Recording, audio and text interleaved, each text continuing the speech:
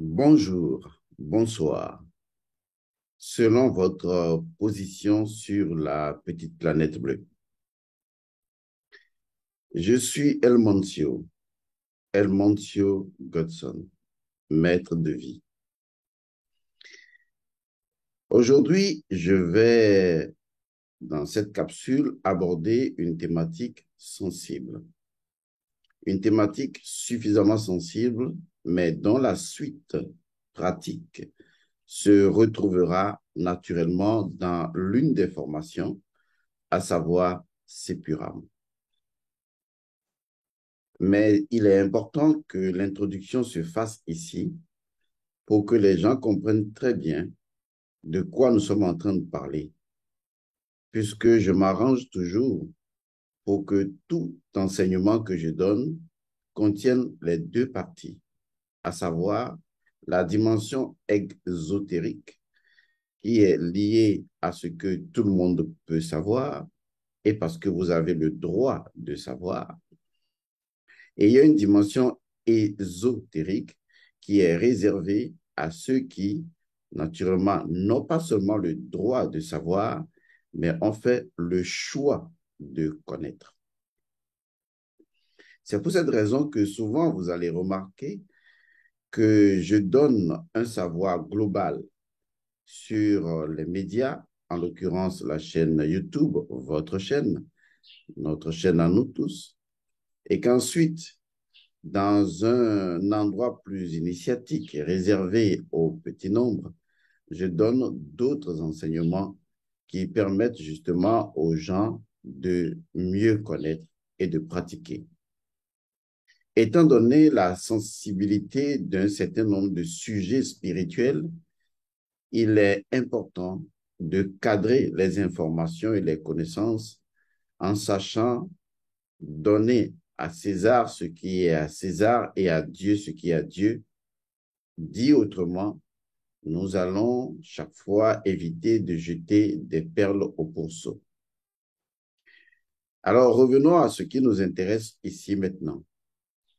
Il s'agit de la transmission de l'énergie sexuelle d'un partenaire à un autre partenaire sans forcément avoir une implication sexuelle, c'est-à-dire sans forcément avoir une relation coïtale. La relation coïtale étant cette pénétration sexuelle d'un organe par un autre organe, en l'occurrence, lorsque le pénis, la verge ou le phallus va pénétrer naturellement le vagin ou le yoni, et c'est ce que nous appelons naturellement une relation coïtale. Mais pour avoir suivi plusieurs de mes capsules, vous savez maintenant qu'il y a une différence entre la sexualité et le coït sexuel. La différence étant que la sexualité est un ensemble de domaines d'intervention axés donc sur la distribution, la transmission de l'énergie sexuelle entre des partenaires, même si ces partenaires sont à distance ou même si ces partenaires sont proches, sans qu'il y ait forcément, naturellement, une interpénétration sexuelle coïtale. Parce que l'énergie sexuelle est partout. L'énergie sexuelle et l'amour divin sont unis ensemble. Et ce sont les deux qui ont créé toute chose. Car si l'esprit divin a généré le cœur divin, le cœur, quant à lui, a généré les organes sexuels qui permettent, sur les trois niveaux du divin, de manifester les choses. Et donc, il est important de comprendre où est-ce que nous nous situons dans la chose. Est-ce que nous sommes en train de forcément avoir une relation sexuelle bestiale ou nous avons compris enfin qu'il est nécessaire non seulement de prendre le chemin de la domestication de cette énergie extraordinaire du 666, qui est le dragon sexuel, mais également de prendre le chemin de valider sa transmutation et donc de conduire notre conscience vers l'illumination. En fait, il ne s'agit vraiment que de la conscience, car la force de la sexualité qui renferme le vodun, le ewu, odun, ce qui s'expanse et ce qui se rétrécit, cette dualité éternelle qui est également la force de la sexualité. Tout cela se trouve dans l'interaction au sein de la conscience, à travers la conscience, par la conscience. Pour ceux qui comprennent déjà le paradigme spirituel dans lequel nous fonctionnons depuis lors.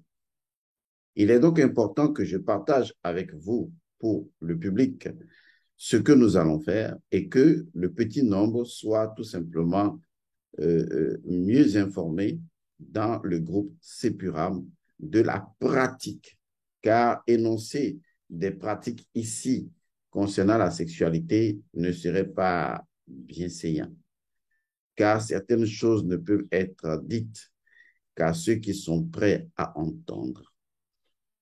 Alors, allons-y, tout simplement. Oui, on n'avait pas commencé, on était en échauffement. Alors, la sexualité est une énergie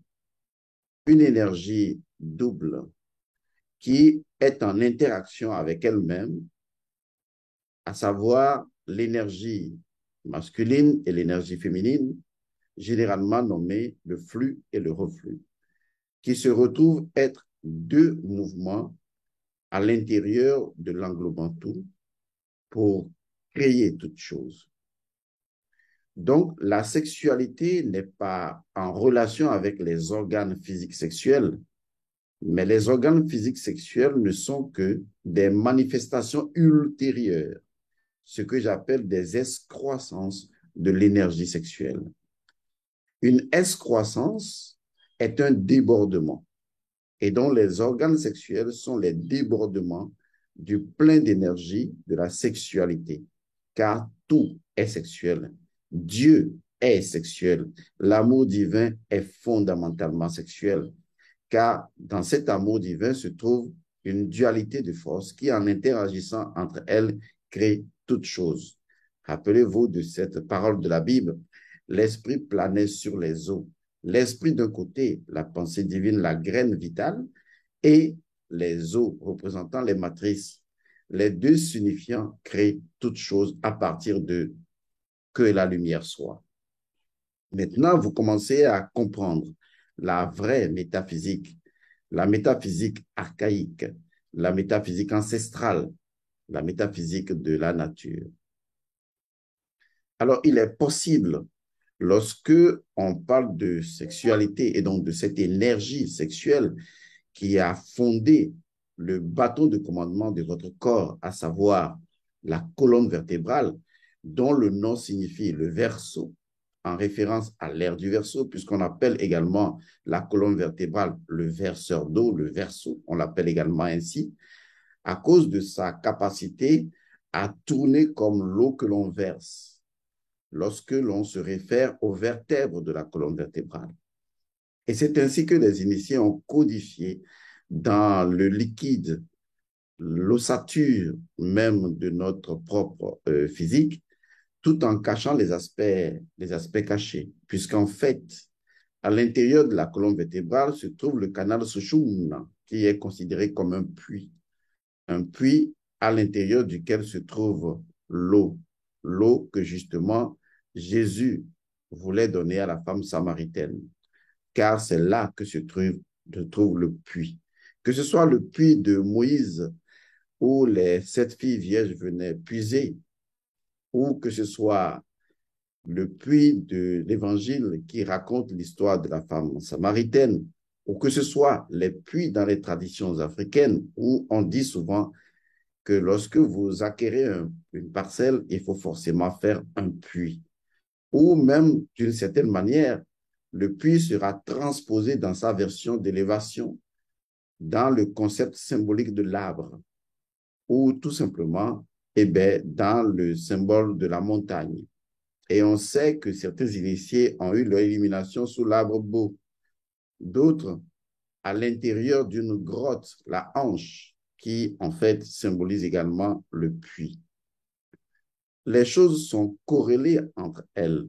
Et à un moment donné, lorsque on acquiert la conscience de l'unité absolue des choses, on voit. On voit d'un seul œil le tout. Et c'est ce que nous faisons ici quand nous étudions sous l'œil vigilant de Horus, la métaphysique archaïque ou la métaphysique de la nature. Et donc, il est possible de transférer de l'énergie sexuelle, de transférer de la sexualité d'un partenaire à un autre sans forcément avoir une relation sexuelle. Je vais vous expliquer un peu ce concept basique du Maituna, encore appelé l'union sacrée ou encore dénommé l'art sacré du sexe. Il n'y a pas de science plus noble, plus extraordinaire, plus amoureuse, plus sexuelle et plus véritable que la magie sexuelle. La magie sexuelle ne fait pas forcément intervenir la pénétration coïtale et la magie sexuelle ne fait pas forcément intervenir une relation de couple légalement mariée entre un homme et une femme. La relation sexuelle, le partage de l'énergie sexuelle peut se faire à l'intérieur d'un groupe. C'est-à-dire que des personnes réunies ensemble peuvent décider de partager de l'énergie sexuelle entre elles et de se renforcer leur énergie de sexualité. Je ne vous en dirai pas plus, vous comprenez déjà la sensibilité du sujet et donc s'il faut que j'en parle, je ne peux en parler qu'à ceux qui ont fait le choix de connaître, ceux qui ont décidé de quitter la dimension exotérique des choses pour entrer dans la dimension ésotérique des choses, ceux qui ont refusé de faire partie de la masse et qui décident de faire partie du petit nombre. Ceux qui ont décidé de redevenir comme des enfants. Laissez venir à moi les petits-enfants, car le royaume des cieux est à eux. Voilà le sens de la parole, ceux qui ont choisi le chemin de l'initiation. Donc, il est important de comprendre que lorsque vous flirtez avec une femme, lorsque vous vous touchez, vous vous tenez la main, vous vous regardez, lorsque vous vous sentez, parce que vous êtes proches l'un de l'autre, lorsque vous vous respirez, lorsque vous êtes connectés entre vous, ou lorsque vous vous embrassez, pas forcément avec les lèvres, mais avec les bras, embrassez, d'accord, bras, et donc vous vous enlacez, lorsque vous faites ça, eh bien, vous partagez de l'énergie sexuelle. Vous partagez, vous distribuez de l'énergie sexuelle. On peut transférer de l'énergie sexuelle à une plante. On peut transférer de l'énergie sexuelle à une eau, à une nourriture. La nourriture que vous voulez manger, vous pouvez lui transférer de l'énergie sexuelle. Parce qu'en fait, l'énergie sexuelle, c'est l'énergie de la création. C'est une énergie composite de deux choses, la fertilité et la virilité. C'est l'énergie de l'évolution. Et par conséquent, on peut la transmettre, on peut la partager. On peut la partager avec une personne avec qui on n'est pas en couple. On peut la partager avec une personne sous le sceau, naturellement, de l'innocence et de la pureté de l'enfant qui est en nous. On peut transférer de l'énergie sexuelle d'une personne à une autre personne. Il ne faut plus qu'aujourd'hui, le sexe vous embête, que cela devienne un tabou, que vous n'arriviez naturellement pas à en parler. Si vous avez un problème pour parler du sexe, c'est que vous êtes mentalement encore déséquilibré sur l'événement sexuel. Vous êtes encore dans les concepts de péché, de saleté, de ceci, cela. Et surtout, vous vous accusez de quelque chose et finalement, vous ne savez même pas de quoi vous vous accusez. Quand en réalité, le sexe est une fonction biologique comme le fait de manger, de regarder ou tout simplement de boire. Alors, quand je parle de sexe, vous voyez, j'en parle avec innocence, j'en parle avec spiritualité, j'en parle avec animisme, avec ancestralité, parce que c'est ce que nous sommes. Nous sommes des êtres fondamentalement sexuels et on ne peut le nier. Vouloir nier l'énergie sexuelle, c'est vouloir combattre cette énergie sexuelle alors que vous êtes l'énergie sexuelle. Vous êtes né des gamètes de vos parents et donc vous êtes né de leur énergie sexuelle combinée. Donc vous êtes sexuel. Il ne faut plus nier cette évidence. Vous êtes sexuel. Et quand vous voyez une femme et vous avez une érection, c'est normal. Vous êtes sexuel. Quand vous voyez un homme et que vous le désirez et que vous avez des envies, c'est normal. Vous êtes sexuel. Et donc le problème n'est pas ce que l'on ressent. Le problème n'est pas le désir qui commence en nous. Le problème n'est pas la tentation qui commence en nous via le désir qui est en nous. Le problème, c'est qu'est-ce que vous décidez d'en faire? Car l'énergie sexuelle est une énergie chtonienne. En tant qu'énergie chtonienne et donc une énergie souterraine et infernale, c'est-à-dire inférieure, c'est-à-dire densifier une énergie source. Et donc, c'est une énergie qui attend d'être orientée parce qu'elle est suffisamment inflammable. Et parce qu'elle est inflammable et donc versatile, elle a besoin d'être guidée. Elle a besoin, pour être guidée, de vertu. Et sans la vertu, elle ne peut être guidée parce que la vertu va l'unifier. La vertu va l'ennoblir. La vertu va la transmuter. Alors que le vice va chaotiquement libérer cette énergie et créer l'embrouillamini, créer donc le désordre sexuel qui sévit aujourd'hui incontrôlé au cœur de la société. Et il n'y aura pas de solution pour ça.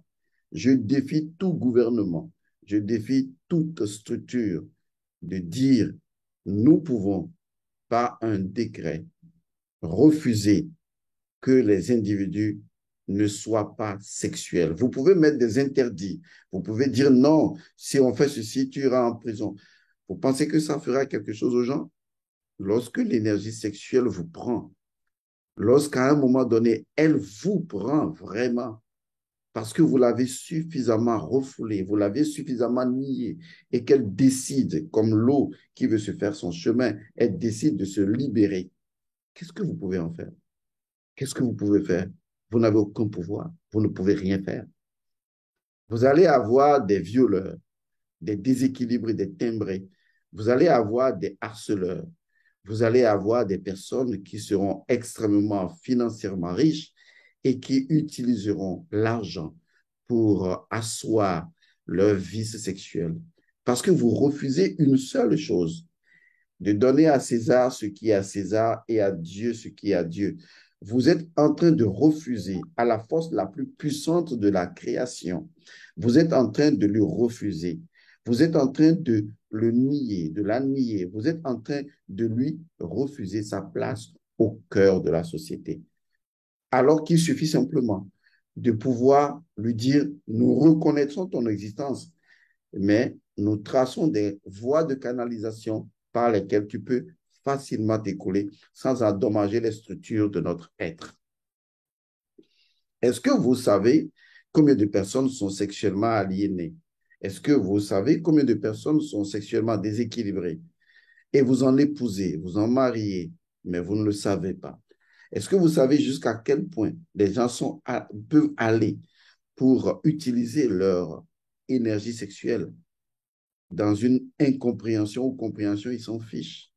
Parce qu'à un moment donné, cette énergie, elle finit toujours par prendre le dessus. Elle utilisera des voies détournées, mais elle finira par prendre le dessus sur chacun d'entre vous. Vous connaissez les histoires des chefs d'État, des hommes de niveau, qui à un moment donné ont dû tremper dans une forme de sexualité néfaste. Et je sais, vous allez dire que c'est leur faute. C'est ainsi que vous réfléchissez. Parce que vous-même, vous êtes malade sexuellement, mais vous ne le savez pas encore. Le problème, ce n'est pas leur faute. Le problème, c'est que la société n'a pas créé les voies de canalisation, comme la canalisation de l'eau, par exemple. Vous n'avez pas créé les voies de canalisation pour que l'énergie sexuelle circule. Parce que la sexualité, on doit en parler avec l'enfant dès qu'il a 6 ans. Parce que son énergie sexuelle lui permet déjà, à partir de septénaire, de ses 7 ans, de faire la discrimination entre le bien et le mal. Pensez-vous que le bien et le mal soient différents de l'énergie sexuelle? Car en fait, l'énergie féminine est le symbole du mal et l'énergie masculine est le symbole du bien. Mais pas les biens et les mal moraux que vous concevez. Il ne s'agit pas de mauvais et de bien, non. Il s'agit de deux forces qui agissent. L'enfant commence à prendre conscience, à avoir cet esprit de discerner le bien et le mal à partir de 7 ans, et donc à la fin de sa 6e année. Il s'ensuit alors que c'est parce qu'en lui commence une précision sur son énergie sexuelle que l'individu commence également à faire une discrimination des choses. Et à un moment donné, quand l'enfant approche de ses 14 ans, eh bien, la jeune fille commence, lorsque elle ressent son désir, vous allez le voir instinctivement, elle commence à fermer les cuisses à un moment donné, alors que tout petit, elle peut s'amuser dans le sable, les jambes écartées. Mais à un moment donné, instinctivement, elle commence à fermer son intimité. Et l'homme également à se protéger. Parce qu'à un moment donné, les deux commencent à ouvrir les yeux, comme dans l'histoire symbolique du Jardin d'Éden, sur leur nudité, à prendre conscience. Parce que l'énergie sexuelle commence à leur dire, je suis là. Donc, vous ne pouvez pas nier l'énergie sexuelle, vous ne pouvez pas la refuter, vous ne pouvez pas la refuser, vous devez l'instaurer. Vous devez tellement bien l'instaurer et l'enseigner à tous et à tous les enfants pour que justement leur conscience commence justement à domestiquer cette énergie. Alors, ce que je vais partager avec vous est fondamental. Il s'agit donc de la transmission de l'énergie sexuelle d'un partenaire à un autre partenaire. Si vous êtes en couple, c'est bien. Si vous n'êtes pas en couple, il n'y a pas de problème. Choisissez un ou une partenaire de confiance. Une personne avec qui vous êtes d'accord que cette personne peut contempler votre nudité. Parce qu'il s'agit tout simplement de ça. Parce que pour accepter d'être nu face à une autre personne, c'est une affaire de confiance. C'est également une affaire d'amour, de considération. C'est une affaire de sacré et du respect des choses. Car en vérité, je l'ai toujours dit dans plusieurs de mes émissions, l'homme doit apprendre à contempler le corps de la femme et la femme doit apprendre à contempler le corps de l'homme. Et ça, ce n'est pas de la saleté, à moins que vous-même vous soyez malade mental, mais si vous partez de l'énergie de l'innocence qui est en vous, eh bien, contempler la nudité de la femme, contempler la nudité de l'homme, c'est le point de départ du désir. Et ce désir, qui n'implique aucune relation sexuelle coïtale, eh bien, est nécessaire pour commencer à transmettre de l'énergie sexuelle entre deux partenaires. D'abord, à activer cette énergie sexuelle et à la transférer. Donc, vous devez vraiment apprendre cette technique de contemplation du corps féminin. Et cela va se faire de façon rituelique. Et quand vous allez découvrir ce formidable rituel dans le groupe de Sepuram, vous allez adorer. Je dis bien, vous allez énormément adorer. Et vous allez voir que Edmond Godson est un expert, un chef-d'œuvre dans l'art de la magie sexuelle. Lorsque je parle avec innocence et avec pureté de l'énergie sexuelle ne peut pas me nuire. C'est parce que moi-même, quand vous devenez impur, vous distribuez l'impureté de cette énergie qui, en fait, fondamentalement, est une énergie source pure de toutes choses. Alors, je vais vous aider donc, à travers le groupe Sepuram, à faire la contemplation. Et ça, il s'agit d'une contemplation active. Quand vous allez découvrir cette technique dans Sepuram, vous allez dire waouh, parce que cela va permettre à la femme et à l'homme de danser nu. Est-ce que vous connaissez la danse de deux derviches tourneurs? En fait, c'est une danse initiatique. Une danse initiatique si formidable que des personnes qui ne sont même pas en couple, parce que ces personnes ne vont pas avoir une pénétration coïtale, des personnes qui ne sont même pas en couple peuvent danser cette danse de la nudité, car il s'agit vraiment de la danse de la nudité. Mais en fait, c'est une danse qui permet tout simplement d'activer l'énergie de la sexualité et de distribuer cette énergie-là. C'est une danse que j'aurais bien voulu apprendre à tout le monde, mais que je ne peux pas apprendre à tout le monde. Et c'est une danse que j'aurais aimé démontrer moi-même devant tout le monde, mais que je ne peux pas faire devant tout le monde parce que tout le monde, ou monsieur, madame, tout le monde, a eu l'esprit tellement saccagé sur le concept de la sexualité que lorsque vous commencez à aller un peu trop loin, eh bien, les gens vous accusent de leurs propres démons qui les animent, de ce qu'ils sont, mais pas forcément de ce que vous êtes, parce qu'ils ne vous connaissent pas. Et c'est ça qui est important dans la vérité des choses. Quand je vais vous expliquer dans ces purames comment cette danse s'opère de façon magnifique, vous allez constater que la sexualité est un moment de bonheur, de partage, un moment extraordinaire, un moment d'intense communion, communication entre deux êtres qui décident de jouer la danse de la nature. Oui, les deux énergies dansent dans la création. Et c'est cette danse qui a tout créé, qui a tout généré. Est-ce que vous avez fait cette danse une fois? Je pense que je vais organiser peut-être un mini-séminaire sur la danse de l'énergie sexuelle. Et peut-être cette danse sera filmée, bien habillée naturellement, et chacun pourra la danser chez lui, avec sa femme ou avec son mari, ou peut-être avec le choix d'un partenaire qui est juste là pour faire ce partage, cet échange, cette transmission, cette alchimie, cette magie sexuelle. C'est beau, n'est-ce pas? Oui, je sais que c'est beau, c'est extraordinaire. En fait, votre vrai problème, c'est que vous n'êtes pas heureux. Et le pire de ce problème, qui est votre vrai problème, c'est que vous refusez d'être heureux. Et le pire de ce que vous avez comme vrai problème, de ce que vous avez comme problème, c'est justement lorsque, quand je vous dis que vous refusez d'être heureux et que vous me demandez, mais non, je veux être heureux, et que j'insiste, je persiste que vous refusez d'être heureux, et qu'ensuite, je vous demande, soyez heureux, et vous me dites, mais il me faut quelque chose pour être heureux, et c'est là que vous comprenez que j'ai raison. Parce qu'en réalité, quand on est heureux, on est heureux. Quand on choisit d'être heureux, on choisit d'être heureux. Il n'y a aucune condition pour être heureux. Lorsqu'il y a une condition avant d'être heureux, on n'est plus heureux. Est-ce que vous voyez? On est dépendant d'une condition. Or, si cette condition manque, on devient alors malheureux. Alors que être heureux, la joie qui est liée à notre sang, transcende complètement toute velléité, toute contradiction, toute dichotomie. La joie, c'est le sang.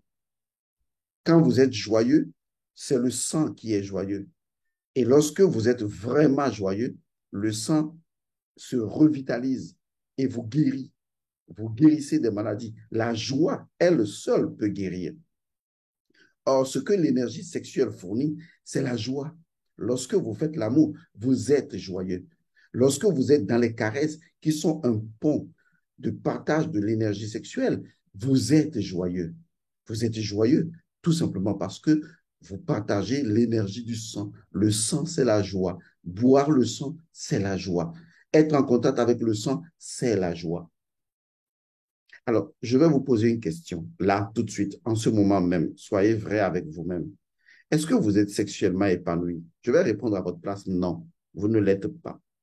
Et je ne parle pas d'un nombre, enfin, important de personnes, mais je parle vraiment du nombre important de personnes.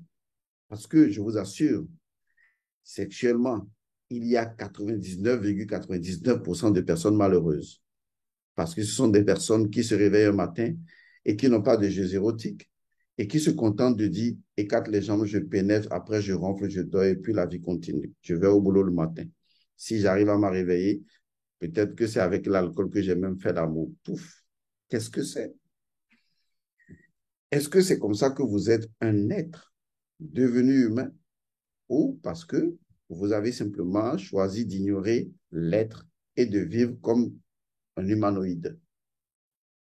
En fait, il faut vraiment que vous vous pesiez, que vous pousiez, sous-pesiez pour savoir qui vous êtes vraiment ou, même si vous ne savez pas qui vous êtes, qui vous choisissez d'être. Et donc, le partage de l'énergie sexuelle est une chose formidable. Et cela se fait à travers une danse, la danse de l'énergie sexuelle. Car en vérité, je vous le dis, les deux énergies dansent tout le temps dans une ronde qui est à la fois une révolution et une rotation. Et quand les deux énergies dansent, et c'est ce que vous allez faire, ce sera la première étape. Ensuite, la deuxième étape. En fait, j'ai un ensemble de 7 à 9 techniques secrètes qui permettent de partager et de faire circuler l'énergie sexuelle entre deux personnes. Certainement que j'enseignerai tout cela dans une formation, mais j'ai envie de partager cela, une partie avec ceux qui sont dans le groupe Sepuram et qui veulent faire des efforts de magie pratique. Et la magie pratique, c'est également la magie sexuelle. Alors, qu'est-ce que vous allez faire? Eh bien, vous choisissez votre partenaire, que vous soyez en couple ou pas. Ne vous embêtez pas pour ça. Vous devez avoir à l'esprit que vous êtes innocent. Et surtout, vous qui êtes dans Sépuram, vous connaissez le serment de la vérité. Ce serment de la vérité doit être récité régulièrement tous les matins. Et lorsqu'il s'agit de faire cette pratique sexuelle et que vous décidez d'être nus l'un en face de l'autre, que vous soyez marié ou pas, et que vous décidez d'être dans la chambre et que vous allez rester dans cette chambre et vous déshabiller, vous devez réciter cette formule, le serment de la vérité absolue. Et une fois que vous récitez ce serment de la vérité absolue, vous allez vous déshabiller parce que naturellement, vous êtes innocent. Ce serment de la vérité absolue est non seulement une formule de purification, mais c'est un décret de l'énergie de l'innocence. C'est pour ça que vous devez non seulement réciter cette formule de l'innocence, mais également vous devez naturellement en comprendre chaque énergie de chaque phrase. Une fois ce serment de la vérité absolue décrété, eh bien, qu'est-ce que vous allez faire? Vous allez vous déshabiller et être nu. Mais d'abord, trouver un espace de 1 mètre. C'est-à-dire que vous devez avoir 1 mètre de distance entre vous. Et ça, c'est important. Exactement 1 mètre de distance entre vous les deux. Parce que ce qu'il va se passer dans la première partie, que j'appelle la danse de l'énergie sexuelle, qui est extraordinairement formidable, c'est que vous les deux, ben, vous allez tourner en cercle. Mais tenez-vous bien, vous allez tourner dans le sens des aiguilles d'une montre. Et cette rotation que vous allez faire ensemble est une rotation formidable qui va se coordonner dans une géométrie par le diamètre. Revenir à chaque position, comme je vais vous l'expliquer dans le groupe Sépuram. Il s'agira alors de tourner dans le sens des aiguilles du monde, d'être nu et d'aller à la lenteur et de communier, de communiquer et de parler et de vous toucher par moments à travers les doigts et de continuer la rotation. Cette première partie de partage, de communion, de communication, parce qu'il y aura des mots, il y aura des phrases, il y aura des choses que vous allez vous dire lorsque vous allez tourner tout autour de vous.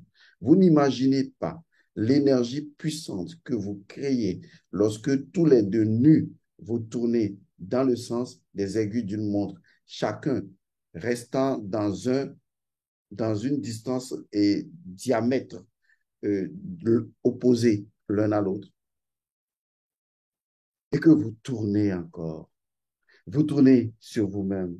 Et quand vous tournez, vous prononcez des paroles consacrées. Vous vous parlez, vous dites des choses. Vous dites des mots. Vous dites des choses qui libèrent l'énergie sexuelle. Et vous tournez autour de vous-même. Et ça, c'est important de le faire. On appelle cela la danse de l'énergie sexuelle. C'est dingue, c'est formidable.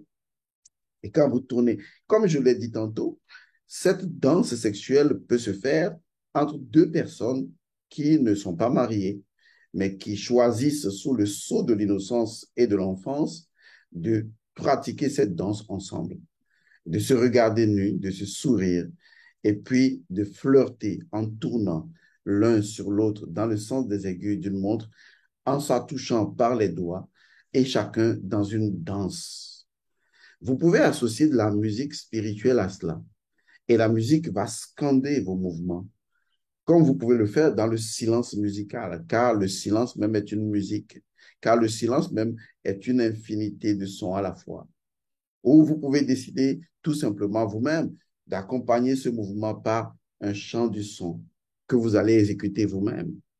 Mais une chose est fondamentale, vous devez apprendre à tourner dans le sens des aiguilles d'une montre, à tourner l'un de l'autre côté A du diamètre, l'autre de l'autre côté B du diamètre, et vous continuez à tourner et vous faites ce geste et vous faites des caresses à distance, vous vous regardez dans les yeux, vous vous souriez et vous vous parlez.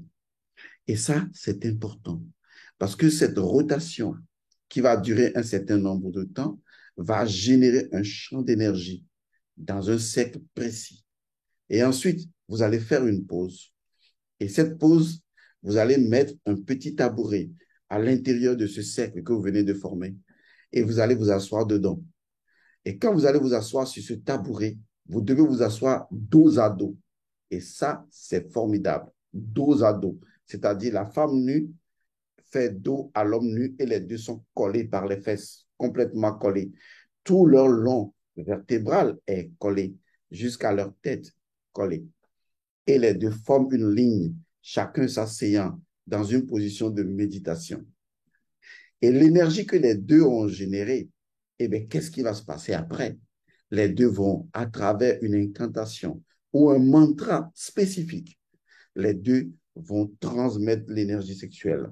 L'homme va commencer à transférer son énergie sexuelle à la femme qui va retransmettre l'énergie sexuelle à l'homme et qui va retransmettre, qui va retransmettre, qui va retransmettre.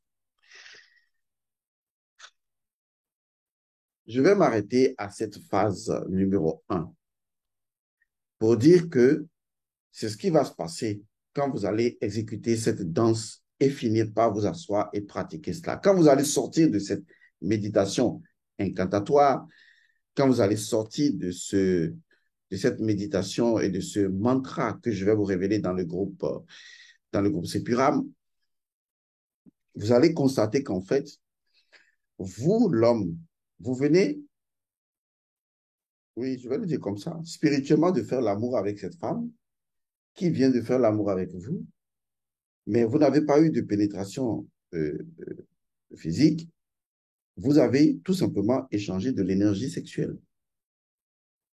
Et vous allez sentir cette énergie. Vous allez vraiment la sentir. Elle va se déplacer d'un corps à un autre corps. Vous avez besoin de la femme. Parce que quand vous transmettez la première énergie à la femme, et avec le premier son qu'elle va émettre, elle va amplifier cette énergie. Et à travers un deuxième son, elle va vous retransmettre cette énergie que vous allez récupérer par un autre son et le retransmettre par un autre son. Et vous allez développer un cercle initiatique précis.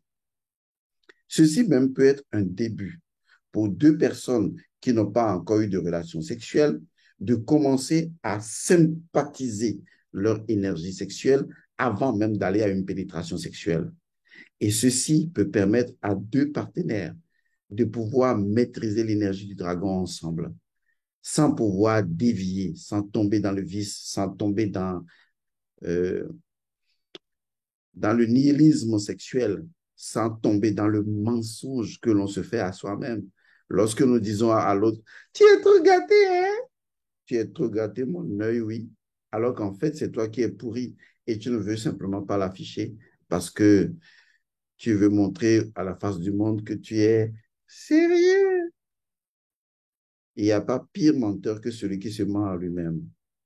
Donc, arrêtez de vous mentir à vous-même. Soyez comme un enfant innocent. Libérez votre énergie sexuelle. Vous êtes le sexe, vous êtes la sexualité, vous êtes l'énergie sexuelle. Libérez-vous, libérez-vous. Je suis contrôle, n'est-ce pas? Oui, j'aime ça. En fait, je surfe sur la joie, l'énergie de la joie. Parce que je n'ai pas de raison d'être en joie, je le suis, c'est tout. Je ne veux pas que ma joie soit conditionnée par X ou Y, par qui que ce soit. Je me suis affranchi de cet état. C'est pourquoi je suis innocent. Bon Dieu, je voulais vivre profond, oui. Donc, pour résumer la chose, vous avez tout compris. Cette vidéo, elle est publique, mais elle sera suivie d'une formation, d'un cours dans le groupe Sepuram, précise pour permettre aux gens de pouvoir pratiquer ce que je viens d'enseigner. Et je vous conseillerais de le faire. Et je précise, que ce soit avec votre partenaire marié légalement ou non, vous n'avez pas à avoir une relation sexuelle avec cette personne. Vous avez simplement à partager votre nudité avec cette personne en toute innocence. Et naturellement, le partage de la nudité est une preuve de l'innocence. Et parce que vous avez décidé de communiquer, et par la communion, bien sûr, vos énergies sexuelles ensemble. C'est important parce que vous n'imaginez pas jusqu'à quel point l'énergie sexuelle peut vous aider dans la vie. C'est une énergie de fertilité, de virilité. C'est l'énergie de la résurrection d'Osiris. C'est une énergie formidable, incroyable, capable des choses illimitées et infinies. La sexualité est censée vous rajeunir vos cellules souches. Mais comme vous ne savez pas utiliser cette énergie sexuelle, vous dépérissez parce que vous pensez qu'il s'agit simplement de to fuck, alors que le fucking n'est pas véritablement l'idéal. L'idéal, c'est lorsque vous remontez au-delà de la pénétration coïtale, la danse des énergies et leurs relations principielles et symboliques pour donner à l'esprit la force, le pouvoir et la puissance de la créativité. Je vous retrouve dans une autre capsule pour une autre émission. Vous qui êtes dans Sepuram, dans le groupe Sepuram, on se retrouve là-bas dans le secret du petit nombre pour j'ai les choses ensemble. Oui, il faut que je fasse bien le bisou. Parce qu'il faut que ce soit un bisou sexuel. D'accord? Mmh.